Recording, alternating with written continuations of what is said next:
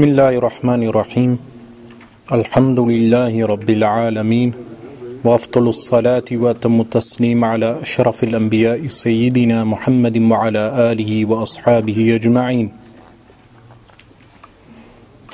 قال المصنف رحمه الله تعالى ونفعنا الله تعالى به: ثم يجب له تعالى 7 صفات تسمى صفات المعاني، وهي القدرة والإرادة المتعلقان بجميع الممكنات، والعلم المتعلق بجميع الواجبات والجائزات والمستحيلات، والحياة وهي لا تتعلق بشيء، والسمع والبصر المتعلقان بجميع الموجودات، والكلام الذي ليس بحرف ولا صوت ويتعلق بما يتعلق به العلم من المتعلقات.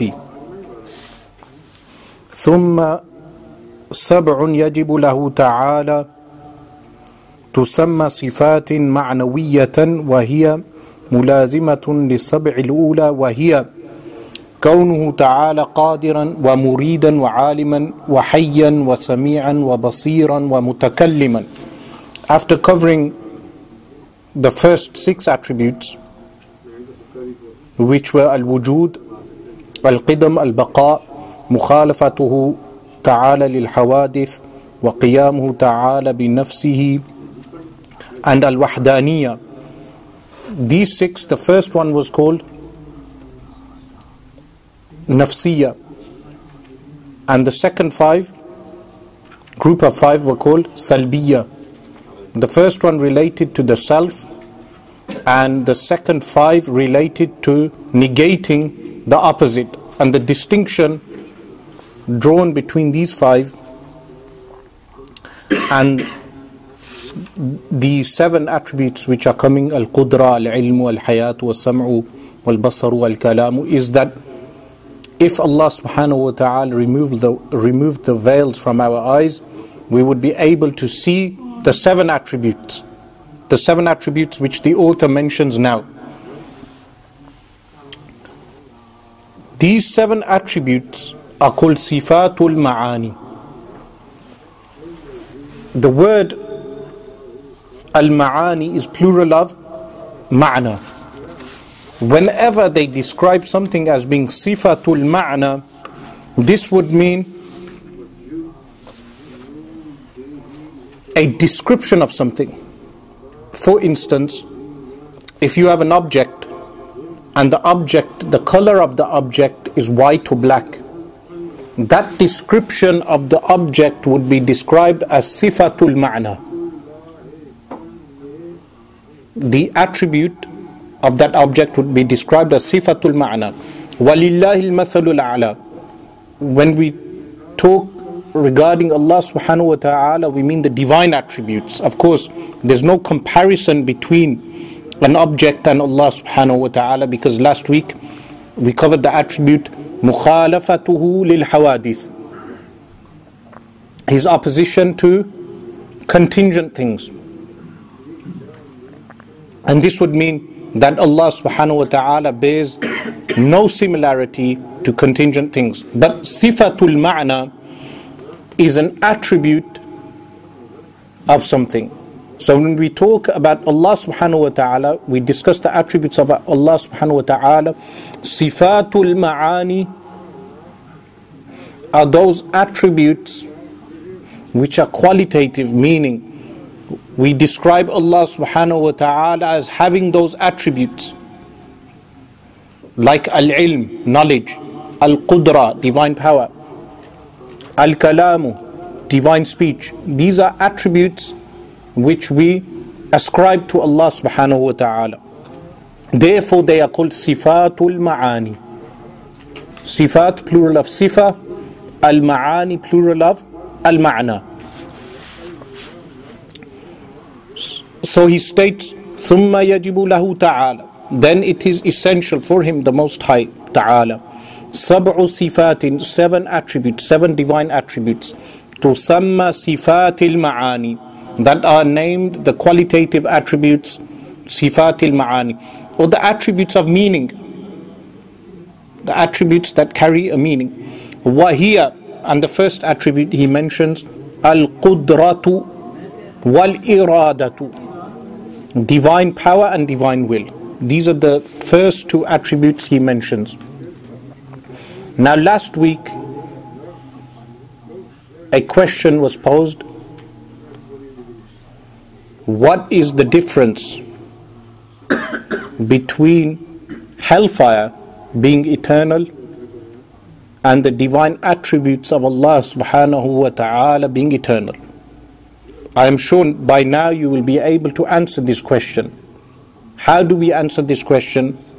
By saying that hellfire is contingent. What do we mean by contingent? That it started at one point. We know the famous hadith, Allah subhanahu wa ta'ala created hellfire, and hellfire was, the color of hellfire was red.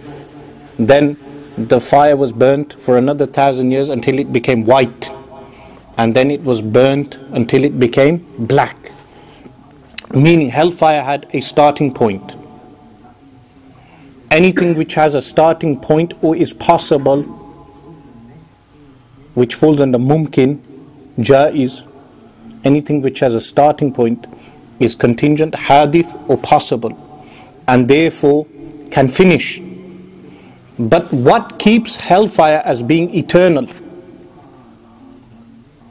Allah subhanahu wa ta'ala sustains hellfire.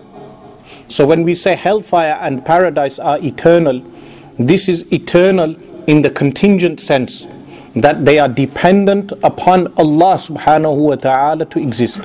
And also these two creations are contingent in their nature. People reside in hellfire, will reside in hellfire, people will reside in paradise.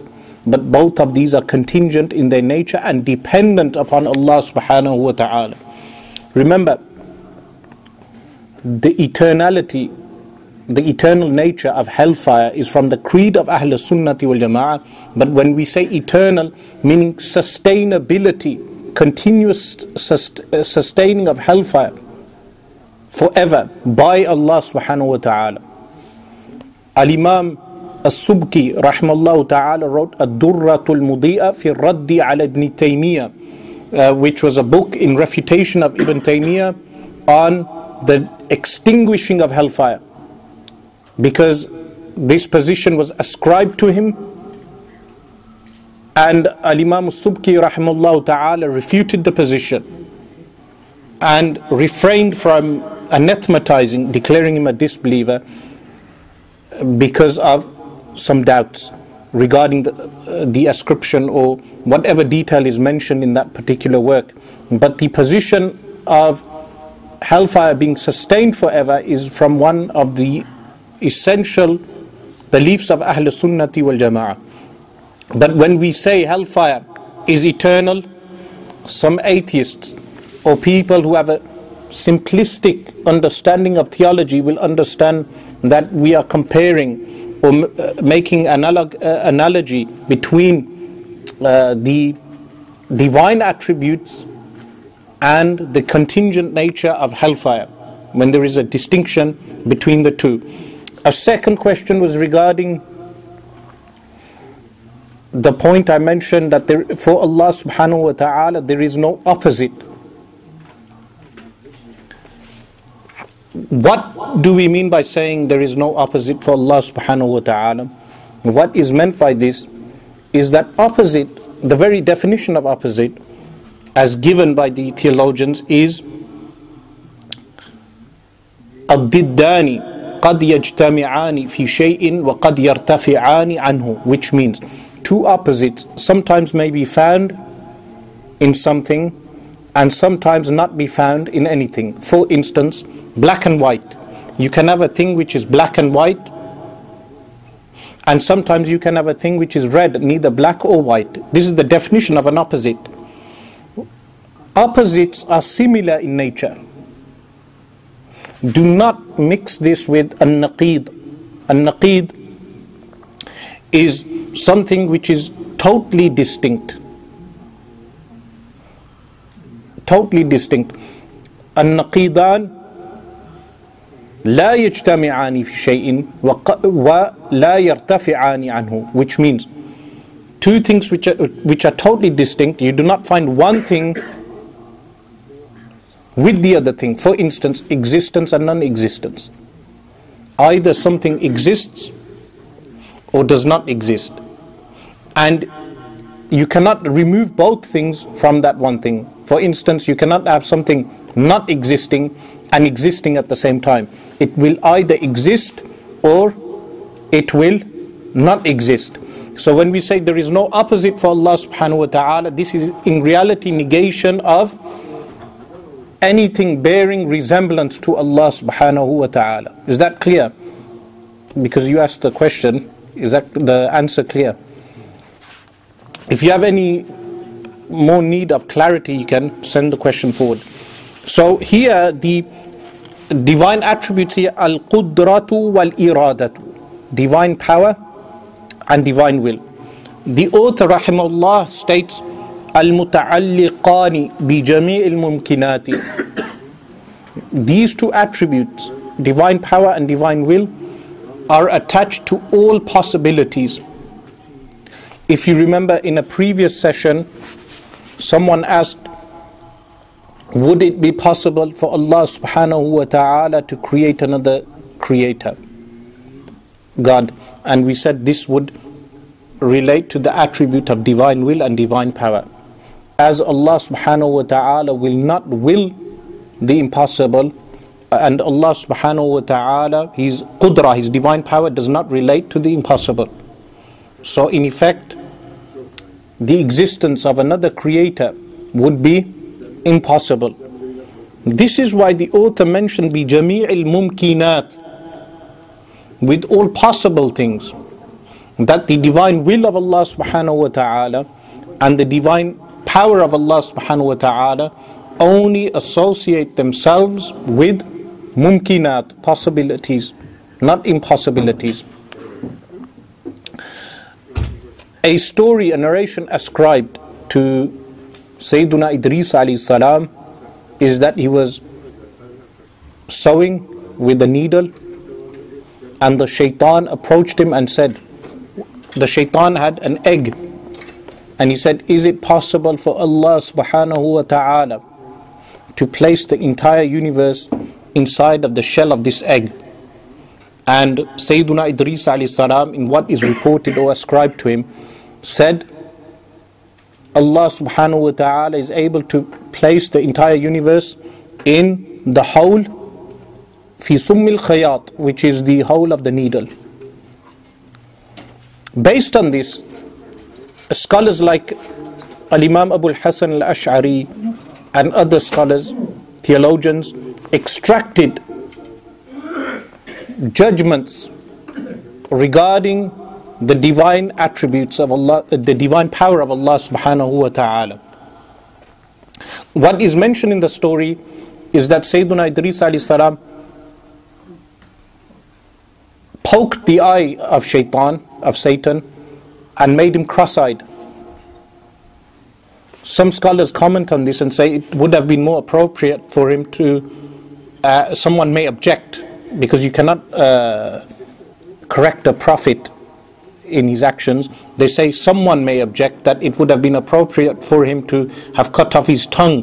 But they answered this. They say they answered the objection by saying Sayyiduna Idris alayhi salam made him cross-eyed because shaitan's basira, which is spiritual sight, as basar is to the eyesight, basira is to the heart.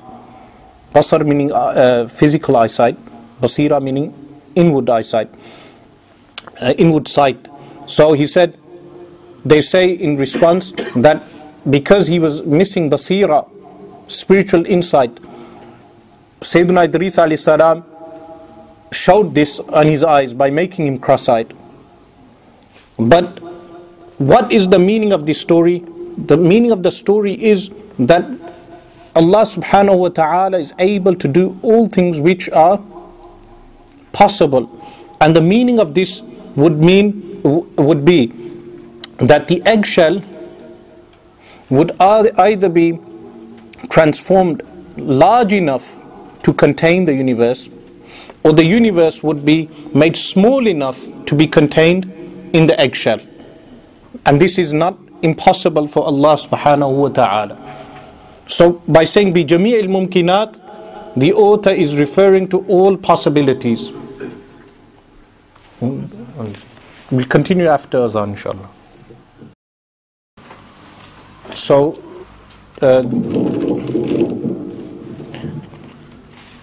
what we were mentioning was that the divine power and divine will of Allah subhanahu wa ta'ala is only associated with possibilities. People who did not understand this basic premise made faulty analogies. For example, Ibn Hazm, in his book Al-Milal wal-Nihal, he mentions the possibility of Allah subhanahu wa ta'ala having a child. And he is refuted by Al-Imam Sanusi rahimahullah in Sharh Al-Sughra, the commentary on this text, where he mentions the faulty premise of Ibn Hazm, that it would be impossible for Allah subhanahu wa ta'ala to have a child. Why? Because Allah subhanahu wa ta'ala does not, His divine will does not attach itself to impossibilities. Now the divine knowledge of Allah subhanahu wa ta'ala encompasses everything from possible, impossible and necessary. The divine knowledge of Allah subhanahu wa ta'ala. The divine will is only associated with possibilities, and the divine power of Allah subhanahu wa ta'ala is only associated with possibilities. What would be the difference between the divine power and divine knowledge of Allah subhanahu wa ta'ala? The difference would be that divine knowledge of Allah subhanahu wa ta'ala is sifatul inkishaf. It uncovers ma'lumat, known things. But we would not say it is sifa mu'athira, an effecting attribute. So for instance, Allah subhanahu wa ta'ala knows we will do something. He knowing that we will do something, does it mean He has forced us to do something? No. Because the attribute is not mu'athira, effecting. The sifatul irada, divine will, is associated with mumkinat, possibilities. And sifatul qudra, divine attribute of divine power, is associated with effectuating, bringing about things which are possible. So you will see the effect of the qudra, divine power of Allah subhanahu wa ta'ala. We would be able to observe the effect of the divine power of Allah subhanahu wa ta'ala. This is the distinction between these three attributes. This is why the author states, Al-Qudratu wal-Iradatu, divine power and divine will, Al-Muta'alliqani bi jami'il mumkinati, which are attached to all possibilities. But with regard to divine knowledge, the author states, وَالْعِلْمُ الْمُتَعَلِّقُ بِجَمِيعِ الْوَاجِبَاتِ وَالْجَائِزَاتِ وَالْمُسْتَحِيلَاتِ, which means divine knowledge is attached to in all essential things, al-wajibat, wal-jaizat, permissible things, wal-mustahilat, impossible things. So first we understand that the divine knowledge of Allah subhanahu wa ta'ala, the divine knowledge of Allah subhanahu wa ta'ala encompasses necessary things, impossible things and possible things. The divine will, Allah subhanahu wa ta'ala, His divine will only will those things which are possible. And the divine power, al-qudra, will only effectuate or bring into existence those things which are possible. This is why the reasoning of Ibn Hazm is faulty in his book Al-Milal wal-Nihal. And in the same way, anyone who would say the divine power associates, or the divine will wills for the existence of impossibilities or deficiencies or faulty things. This is something which must be understood. The author states, وَالْحَيَاةُ وَهِيَ لَا تَتَعَلَّقُ بِشَيْءٍ. From this passage, inshaAllah, we will continue next week after the Isha prayer. So next week, Isha is at 8:15. Straight after the Isha prayer, we will start the dars, the lesson, inshaAllah.